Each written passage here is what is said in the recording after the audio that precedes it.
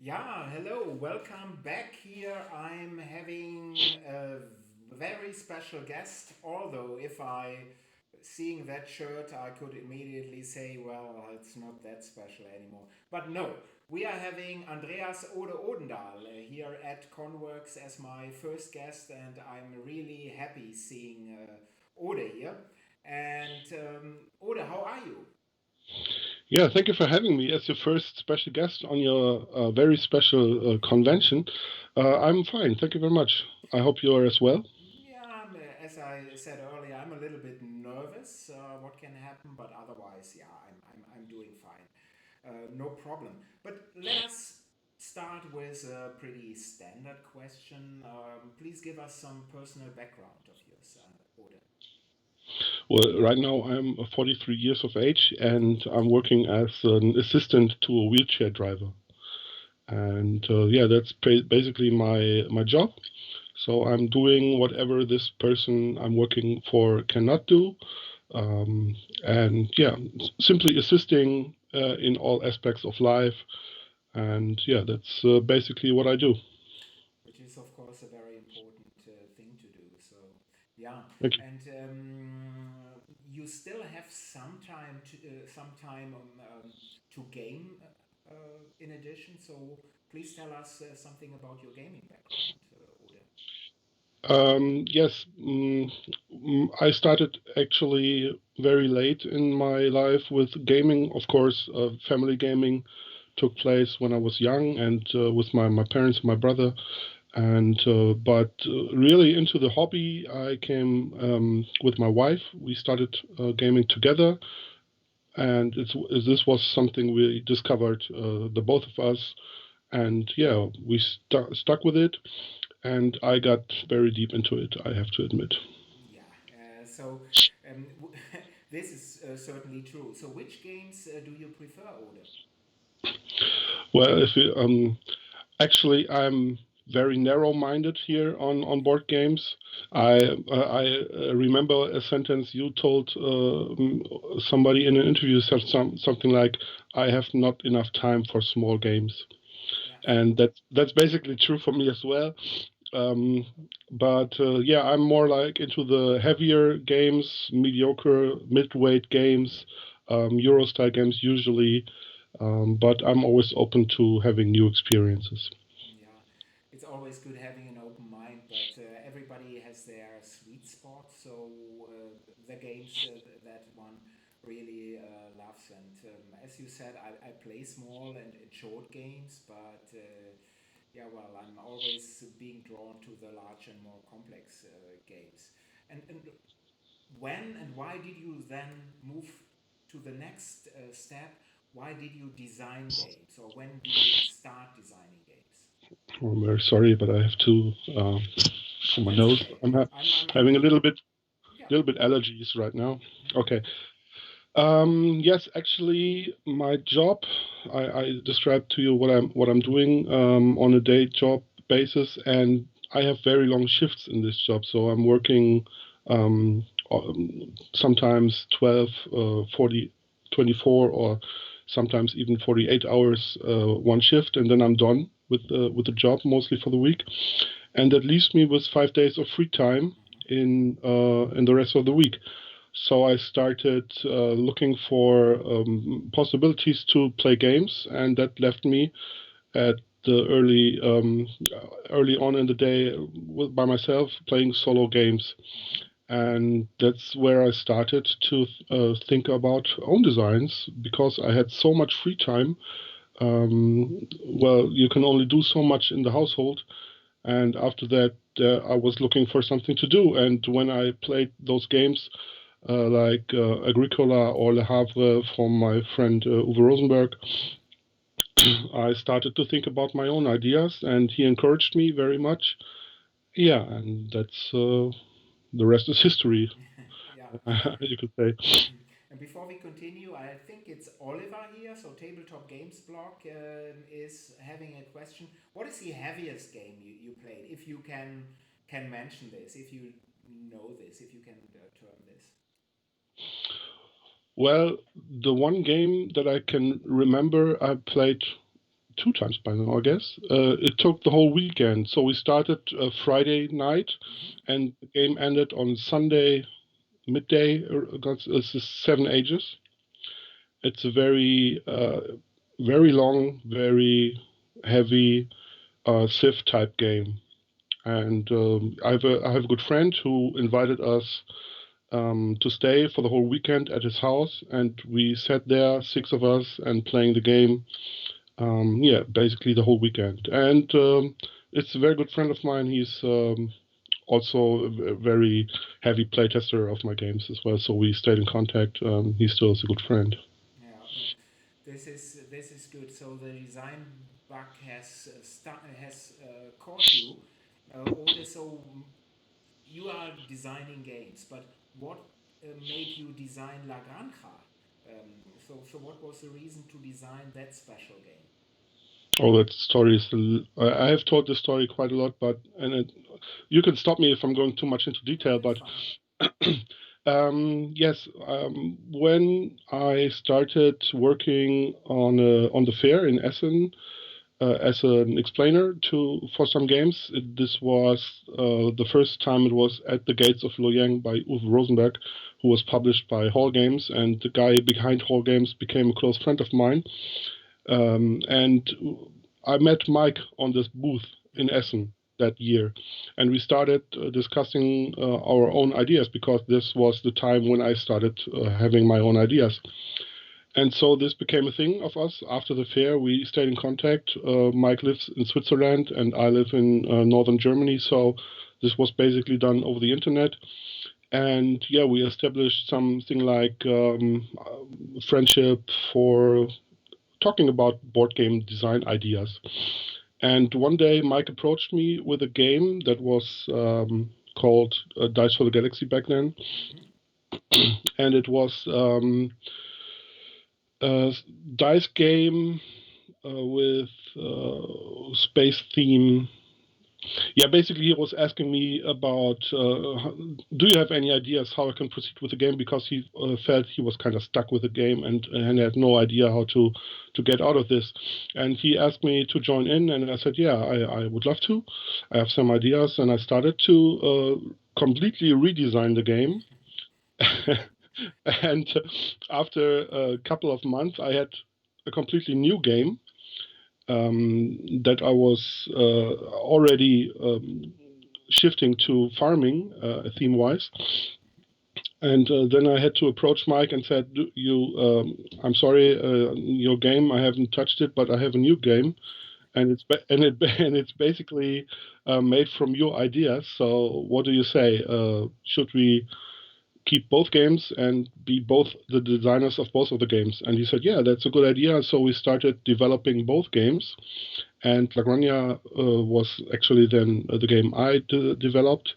Mm-hmm. Uh, After that, with the help of Mike, of course, he joined in very heavily on the development.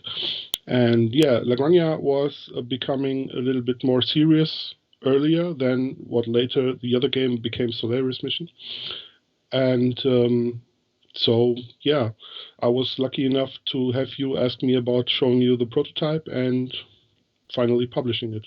Yeah, and I was lucky to be get in touch with you and Mike, and that we could do the game together. So Dice for the Galaxy later became Solarius Mission, if this wasn't clear here. And in between there is a technical question. Yes. So later, after this chat with Ode, so I will just pause it, so not completely end it from there, so everybody can join in. So that is a technical question Phil had. But what do you, Ode, like especially about Lagrange House? So what are the features that you think are strongest? Well, the main two aspects of the games that got me excited were the way the cards are used. I played Glory to Rome, and I really didn't like it back then, but I was fascinated by the way the cards are used. Mm-hmm. And the idea was basically to design a game that was more fit to my personal taste and also use way the cards in a way like in this game. I have to say that this should not be seen as me talking down to Glory to Rome. I recently, after the design of Lagrange, I really fell in love with Glory to Rome as well, and I played it very often. But yes, the main idea was to have the Glory to Rome way of working, of the cards working So in a, multi-function cards oh, that you can yes, use at various spots. Yes. really, you know.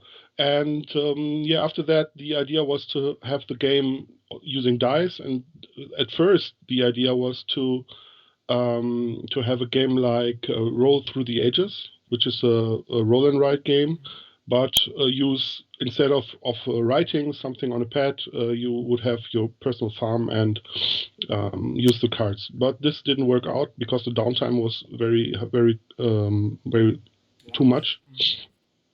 So I was looking for a dice mechanism that would fit better to the game. And I played a prototype of my friend Matthias Kramer at the time, and he had a very nice dice pool, dice drafting mechanism in this very small card dice game.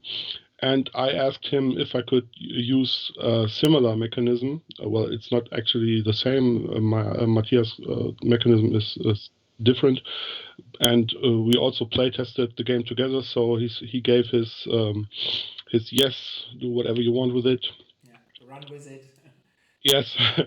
And yeah, that was basically the turn for the game. So this dice drafting mechanism worked really well. So I had those two main mechanisms as what makes the game tick. And later on, I also attached the market to the game, being inspired by Luna, which was designed by Stefan Feld, also very good, great designer, which I adore deeply. But I'm actually seeing the physical pain in your face, me wearing this jersey. Yeah, So absolutely. It's a I will nightmare. It's a nightmare. Oder, just can just you a get second. rid of this? So as I said earlier, it's the only. This is so much better. Oder is the only Bayer Leverkusen fan in the whole of Germany. Probably the only one in the world. But so now I'm feeling better now. There's another question here before we come to our announcement for today by Ash BGG. I missed Solarius mission reprint on Kickstarter. Is there a way to get it from Spielworxx later? Yeah, well, first, you did not miss a reprint because although the game was successfully kickstarted, it was never produced. And Flying Lemur, the company that run the Kickstarter, probably is belly up. And but what I can tell you, we will be hard at work, and hard work is being done behind the scenes to find a way to get the game out. Will this happen? I don't know. I really don't know. But if there is anything concrete, Oder, Mike, we will definitely mention this. And we would love to have a new edition. And thank you for your interest. But it's a difficult, the most difficult process. So that's what it is. Um, Ray is asking, Uli, which team are you shouting for? So yeah, in football it's Schalke 04. So if you now turn or flip over the league table, they are at the first spot. They are really bad, and but right now I'm more into hockey, and there are Iserlohn is my team, but in Germany, as you may know, nobody knows if there will be a season in Corona times. It has been postponed from September to November, from November now to December, but it can be that there is no season at all. So we'll see. Um, yeah, hope dies last. Probably you're meaning Solarius mission and not the hockey season, but yes, I'll see. But now we are coming to the Tadum announcement. So Ode is doing La Granja, and please forgive me now my very bad Spanish. So Ode is doing La Granja Possessions, a standalone new La Granja game for Spielworxx. So Ode, please tell us something about this new game for Spielworxx and why you did this game, please. Yeah. I was always thinking or being asked about expansions for Lagrange, and actually, after the game got published, I played it quite a lot because it was my first game published, and I was so proud. And we played it all the time. And after a while, I became well. It actually took 1 or 2 years, but I got a little bit bored with it, and I had new projects to work on. Cooper Island took me 4 years to develop, so this was beginning 2016, maybe a time where I could also work at Lagrange expansion or something like this. And I never was so much interested in expansions in the first place because I'm personally under the my opinion is that you can that's best to put the best game you can have in one box. Yeah. So you think hard about what should be in the box, and you, as a designer, as a publisher, as an illustrator, as the whole team behind the game, everybody puts very much thoughts into what should be in the box. And normally, an expansion doesn't make anything better. It's just changing something. It's like you have to pay for more of the same or something like this. This is something I really don't like too much. There's some games who got better after being expanded. Actually, one of my most favorite games of all time is Underwater Cities and has a brilliant expansion. I can only encourage you to check the expansion also if you like the base game. But yeah, this is more of my personal opinion to just have the best game in one box. And so I never started actually working on an expansion. But then um, the game Lagrange was implemented into two online platforms, Yucata and Board Game Arena, and I had to playtest the game with the developers and programmers from that platforms, and so I had to play the game again over and over and over again. And after that, it got published on those online platforms. I played it again with friends and with people who are interested in playing with the designer. So, and then Corona hit the world, and we were all on lockdown.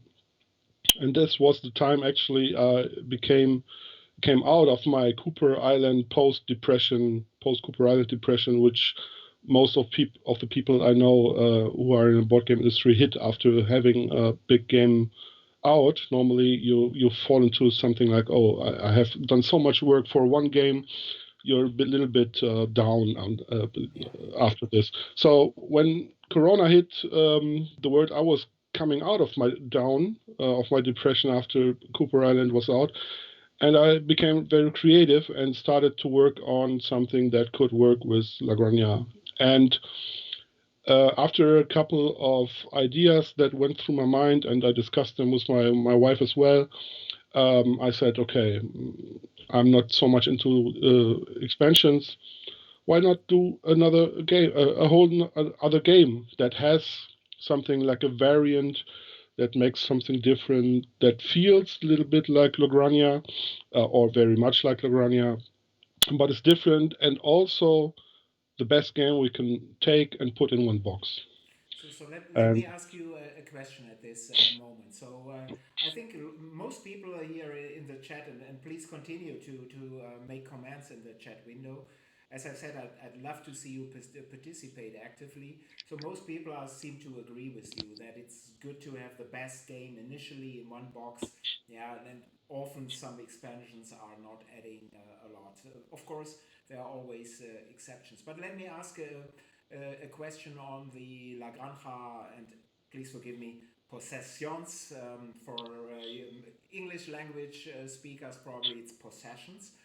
So it should be easier to pronounce. So what key aspects of La Granja did you keep intact, if any, and what are the major changes, if you can tell at this moment? And I will now bring to life or come to life some of the early playtest material. So Oda sent me a few photos in advance and I will show them. But please, Oda, please continue while I'm doing so.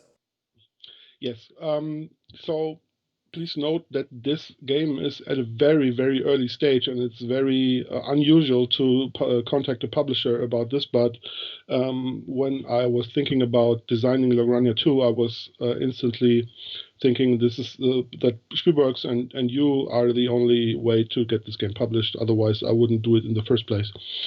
So this is because this is at a very, very early stage.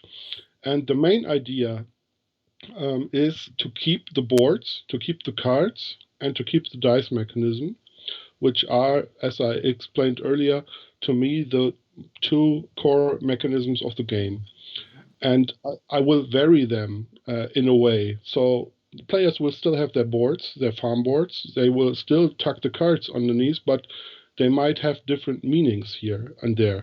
And also, I my plan right now is to have more resources in the game, so the game will be a little bit more complex. Mm-hmm. So, for instance, I don't know if you can see it in the chat because I'm not seeing it, or on the Twitch channel. The board will show more ways to upgrade your goods, and you could maybe have something else. So, for instance, if you upgrade grapes into wine, you will also have vinegar Mm-hmm. as a side product. And vinegar can be useful for whatever there will be in the game to deliver vinegar. And something like this is in my mind to have a little bit more complex, but a good system, but it should not be too complex as well because I'm still going with these markers that can show the goods wherever they are, and this limits the good system by itself, so it cannot be too complex. Mm-hmm. The other thing I want to change is the board.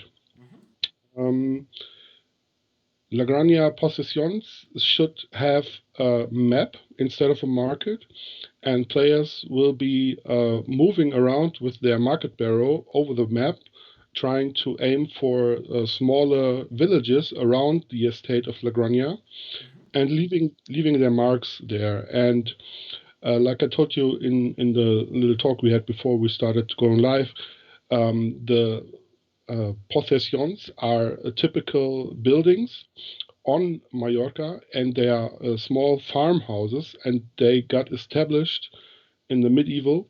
Mm-hmm. Um, So so, which century are we talking about? So well, Lagrange, thematically, I know the game is not very thematic, but thematically, the game ended 1200 and something when mm-hmm. Lagrange was established. There were first proof of the estate being established and sold to a cloister, I guess. Mm-hmm. And well, after that, before that, there was only some farms, and they got, over time, they developed into something bigger. And this is the end of the first game, Lagrange, when all the farms became one, and then there is one farm, Mm-hmm. Lagrange. And the game is also thematically a sequel to Lagrange 1, if you might say so. And well, now the island should be explored and possessions should be installed. And yes, this is actually it. If you let me, maybe just something. If anybody from Mallorca is watching this video, or maybe you can tell your friends from Mallorca, please contact me on Twitter and tell me if possessions are really a thing on the island, because I have a Spanish friend. He's also a board game designer called Isra Senderos, and he told me about this. But he's from the mainland, so I'm not really really keen if he really tells me the truth. But his wife sent me some articles, and they are in Spanish, so I'm trying to go over them and really trying to find the background on the possessions. If you have any information for me about the thematical background of possessions, please let me know. Contact me on Twitter, and so I can do more research about the theme. Yeah, and Yes. any help is really appreciated because we want to be culturally correct here and want to do the correct game. Of course, always keep in mind that this is a board game and it's not meant to retell the history of this fantastic island of Mallorca in the Balearic. But we try to be as good, as true as possible here. And this was fascinating. And yeah, I showed some photos here, and some people really love this. And even your Twitter has handle has been posted here. So that's thank you very much, Oliver, for this. And there's another question: can Uli, in his weekly, like once every quarter year, tell how the development is? Maybe update on changes, implementations. Yes, so that's a good idea. So first, you have to keep in mind that this game is in its initial stage. Don't ask for it. Will it be released in January of next year? Ode is a great worker. Ode is working on this game, but as he has mentioned at the start of the chat, he's not doing this full time. So, and we will see how this goes. But yes, I'm 100% sure if he's not wearing his Bayer shirt, that he will be my guest on the weekly chat next year at a certain point, maybe even twice. And we'll see. And then we can talk about what has been done on this game. So I think this is an excellent idea, and thank you for this. And Chris is immediately saying it's a February 2021 release then. Yeah, thank you. Not really, it's March, I guess. Yeah, I'm really looking forward to this. And there's Daniel. So, hello, Daniel. As I mentioned before, Daniel will be my guest on the weekly chat on Tuesday. So, one of the two guests.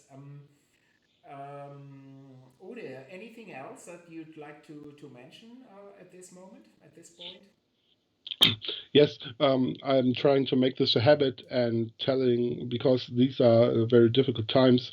We're having a raging pandemic on the world, and I think everybody should be careful.